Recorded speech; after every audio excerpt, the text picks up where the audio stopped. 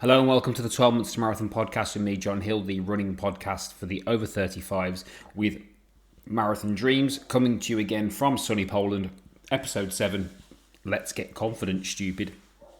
And I've called it that this week because it's a homage to a very good friend of mine who many years ago we did a neuro-linguistic programming NLP training course together.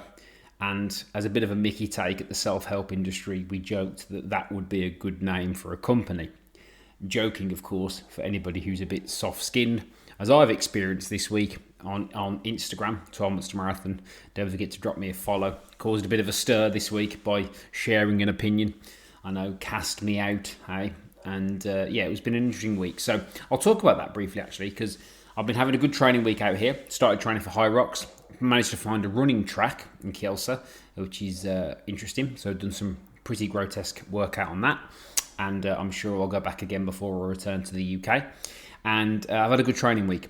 So I've been adapting some of my workouts, and I've been doing a few sort of medium distance runs at the easiest pace. Been sleeping a bit better because, of course, I haven't got my usual routines. I haven't got to get up as early. So it's been good. And I want to talk about confidence because I think it's misunderstood in terms of how it is approached and how it works and what people's understanding of it is. So I'm going to talk about confidence in a second. But yeah, so I had a bit of grief this week because I shared an opinion of mine about preparation. And I saw a picture, which I keep seeing actually on Instagram. It was a meme of a guy who looked absolutely ruined after a marathon, bloody feet, look, his face looking like he'd been punched in the face by Mike Tyson a few times. And the caption read, in a sarcastic sense, "Do a marathon," they said. "It'll be fun," they said. So I said, if you look like that after a marathon, you probably haven't trained properly and you probably haven't prepared properly. And got quite a bit of abuse for saying that, including people calling me names, which was interesting, I found. And some people, of course, asking for clarification and context, which was nice online. So we had a mix of the usual nonsense and some context, which is important. Now, it fits into what I'm going to talk about here because confidence and competence are two different things. Now, my point I made regarding that particular picture, that particular meme, was if you're showing new runners that, who perhaps are thinking about running a marathon, do you think that's going to encourage them or not? I think it isn't going to encourage them because it's going to be like, well, is that what I've got to look forward to? And the answer to that is no. You might have a bad day. You might push yourself to a place that you've never been before and absolutely ruin yourself on the day. Absolutely, that happens. But is that what you've got to look forward to always? No, it's not. And I've never seen people in that state at the end of a marathon unless something's gone wrong. Because somebody said, and this is what I love about social media, somebody said, well, what about the time one of the Brownlee brothers carried the other one across the line? Okay, so one example out of millions, and that's how social media kind of works. People will use one example and say, what about when this happened? And let's have debate. I'm all for a debate and I'm all for conversations. My point is around accessibility and encouragement. And I don't think that things like that encourage people to start running because they make them think, is that what I've got to look forward to at the end of this thing that I'm planning to do? So for me, I don't think that's the right message because I think this no pain, no gain stuff is not a good message to give out. I've been in the fitness industry for a long time. I don't think it's a good message and it's wrong because not exercising and looking after yourself is painful. This should be enhancing your life. Now, is a marathon hard? Yes. Is training for it hard? Yes. Is it boring sometimes? Yes. And I think if you're training properly, you'll get to a point during part of your marathon training cycle where you'll actually hate running. But should you always look like that at the end? No. And I don't think it's the right message to give out. So I stand by what I did and said. It caused a bit of a stir. But it fits into what I'm going to talk about with you today. And if you might have had a bit of a break, you might have been away, summer holidays are a tricky time, August is a tricky time, this might help you. Now, there's a difference between confidence and competence, and this goes back to what I learned when I did my NLP training, neuro-linguistic programming training. You get confident by being competent, by doing, okay? So if you follow a proper training cycle for a marathon, 16 weeks, and you follow it as best as you can, get all the runs in, do your 20 milers and do all that, then when you do the marathon, you should perform okay, which would negate you looking like you've been hit by a truck. That's what I'm saying. And that's competence. That isn't confidence. That's competence. That's doing, yeah? Because people will say, and I've been in the fitness industry for a long time, and I've heard this a lot, I'm not very confident at X, when they've not done it. Well, of course you're not confident because you've not done it yet. You get confident by being competent, by doing the work, yeah? Now, here's the important bit. And this goes back to starting again or having a break or things like that. If you've had a break, or if you're starting running again, because I speak to a lot of people in that place, they're starting again. Give yourself the chance to get competent. Because when you get competent, you get confident. And here's the important bit. You don't get competent by doing things you can't do. You get competent by doing things you can do and building up from there.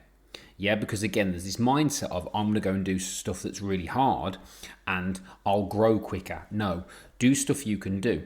Because every win and every bit of progress that you make is going to make you feel better about your ability to become competent, which will make you feel confident. Yeah? Now, if there's any marathon runners listening to this, you'll have heard this. So you'll say something like, it's only a half. Now, if you're a marathon runner, what you mean by that, or what I mean by that, is I've ran double that. So to me, that's only a half. I'm not saying that to make you feel bad if you haven't run a half. It's a little bit of a linguistic thing, it's a slip of the tongue. What I'm saying is I'm competent at running 13.1 miles because I've done it multiple times. I'm not showing off, I've done it multiple times. I don't need to show off, I do what I do for me, and hopefully my journey inspires people. Now where I'm at now is different to some people. That's okay, but it's a competence thing, it's not a confidence thing. So when I did my last marathon, London 2024, some bloke said to me at the start, how do you feel? And I went, well, I've done it before, haven't I? So I kind of know that physically and mentally I can run 26.2 miles because I'd done it 13 times. So I was competent. It wasn't about confidence, it was competence. It's a big difference. Yeah, now you can catch it, I call it catching a wrong 'un on the day. So sun, heat, injury, upset stomach, things that can knock you off course on the day. But if you follow a training plan, you don't need to be confident, you're competent, you've done the work, okay? So if you get this principle, this will really, really help you because then you'll never blame confidence again because it's just a competence thing. Now, again, I'll work in the fitness game. I've worked in the fitness game for years. I've got people who've said, I'm not very confident in the gym. Well, you're not competent. I'm confident in the gym because I'm competent because I've been going there for 20 years, yeah? So what we have to do is move away from this fluff, as I call it, this esoteric out there stuff that's not something you can control. Everything you need, you've already got. You just need to work at it and bring it out of yourself and get better at it, yeah? Confidence is a state. It's not a thing. It's not motivation. Motivation is a state. You don't go to the shops and buy motivation. You don't go to the shops and buy confidence. You get competent at something, therefore you'll then become confident at it, yeah? And I want you to remember that. So whatever stage of the journey that you're at, if you're starting again, you've had a bit of a wobble over the summer, whatever it might be, focus on competence, getting competent, yeah? And then what will happen is the more competent you become, the more you do, the more confident you will get, which fits back into my point. So everyone's losing their minds for no reason about a comment or an opinion, and I wonder why that is. I wonder why it triggered so many things. And I think it's because sometimes people think you are taking the shine off somebody's ability. No, you're just making a point. And I think that we need to move away from everything we do is going to be painful. Every run you're going to undertake is going to be painful, and at the end you're going to be struggling to walk and all that. Now, yes, you're going to be sore if you do something new. After my first marathon, my quads didn't move for about 3 days, yeah? But I said to myself, I'm going to recover from this, I'm going to train for this, and I'm going to get better at it, okay? And I'm not special or different. I just say, well, how do we make this as painless as possible? And what can we learn for next time so we become more competent, so we become confident, yes? if you are a runner and if you're trying to get better at running, then you have to do the work. Yes, there's no escaping the work. You have to do it. If you want to run a marathon, you have to follow a plan. If you don't follow a plan, something that is going to be difficult is going to become difficult and excruciatingly painful. And for me, there is no honour and there is no prize in not training for something and then complaining about how bad it was. I think people should respect the race they're training for. That's my opinion. And if I was coaching you in my program, I would coach you to respect the race you're training for. So guess what? You can enjoy the training and then you can enjoy the day. Because if you're doing a big marathon like a London, for example, you don't want that to be excruciatingly painful because you want to savour the environment.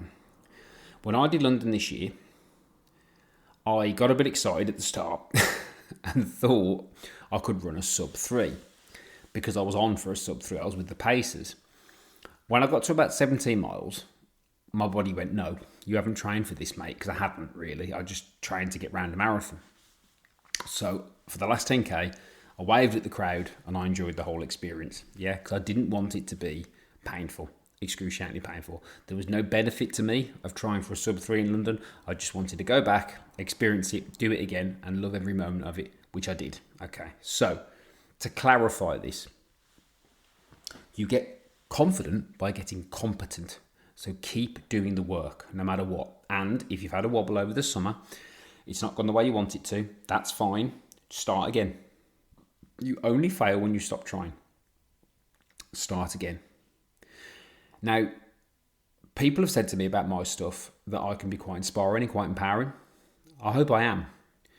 But I'm also going to challenge you a little bit sometimes and say, we need to think a little bit differently here. Because the spoils are there for all of us to try and achieve what we want, or not, as the case might be.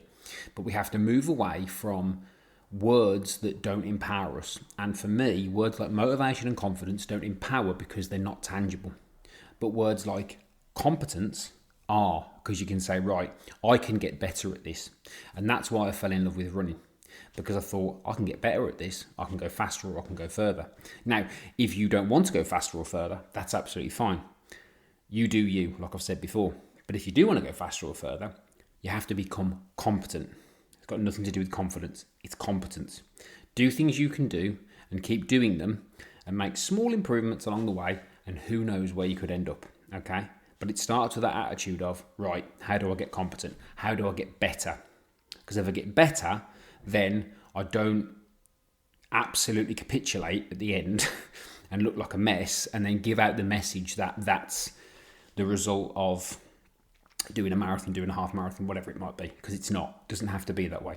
And that's the point I'm trying to make here. So, in conclusion, again, don't worry about confidence, worry about competence, worry about doing the work, worry about getting better, and you can change everything in the future. Whatever's happened, move forward, make a plan, stick to it, and let's go.